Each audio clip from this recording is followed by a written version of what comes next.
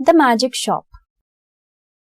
I had seen the magic shop from afar several times.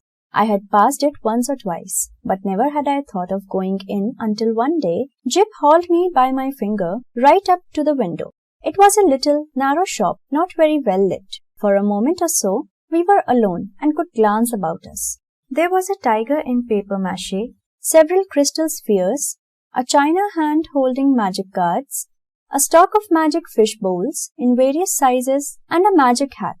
On the floor were magic mirrors, one to draw you out long and thin, one to swell your head and vanish your legs, one to make you short and fat.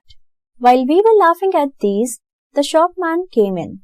"I want," I said, "to buy my little boy a few simple tricks. Anything amusing?" Said the shopman and scratched his head for a moment as if thinking. Then he drew from his head a glass ball. Jip stretched out his hand to take this and found merely a blank palm. "It's in your pocket," said the shopman, and there it was.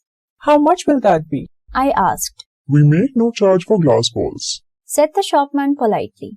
"We get them He picked one out of his elbow as he spoke. free. He produced another from the back of his neck.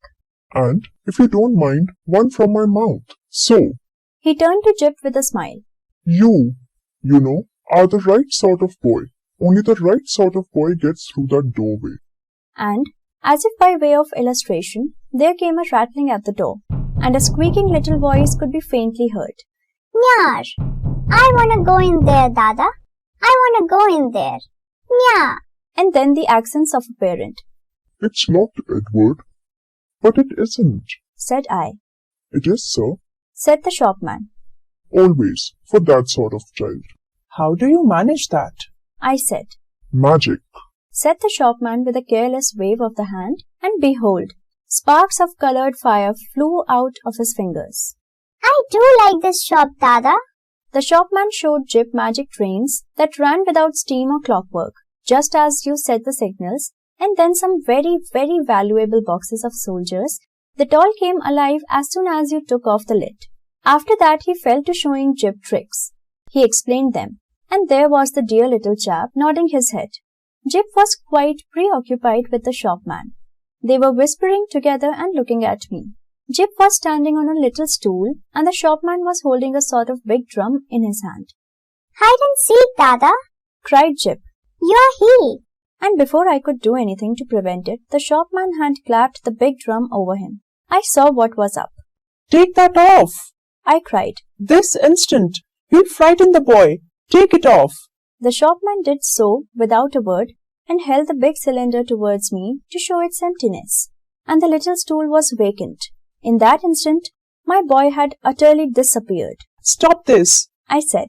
"Where is my boy?" "You see, He said, still displaying the drum's interior. there is no deception." I put out my hand to grip him, and he eluded me by a dexterous movement. I snatched again, and he turned from me and pushed open a door to escape. "Stop!" I said, and he laughed, receding. I leapt after him, into utter darkness. Thud!